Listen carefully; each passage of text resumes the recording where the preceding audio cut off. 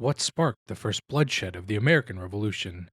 On this day in history, March 5th, 1770, 9 British soldiers fired into a crowd of colonists in Boston, Massachusetts, killing 5 Americans in what became known as the Boston Massacre.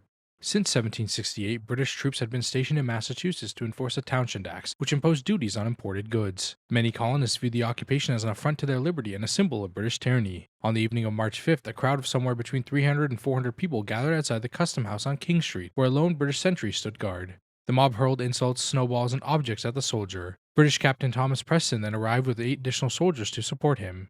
As tensions escalated, some from the crowd struck Private Hugh Montgomery with a thrown object, knocking him down. Montgomery rose and fired his musket into the masses without orders. The other soldiers, believing they heard the command to fire, discharged their weapons. When the smoke cleared, 3 Americans lay dead: Crispus Attucks, Samuel Gray, and James Caldwell. 2 more, Samuel Maverick and Patrick Carr, died later from their wounds. American patriots, including Samuel Adams and Paul Revere, labeled the event the Boston Massacre. Captain Preston and his men were arrested and tried for murder. Future President John Adams defended the soldiers in court. Preston was acquitted, as were 6 of the 8 soldiers. 2, Hugh Montgomery and Matthew Kilroy, were convicted of manslaughter and branded on the thumb. The massacre became a rallying cry for colonial resistance, and the troops were withdrawn, further fueling the revolutionary hunger that would erupt 5 years later.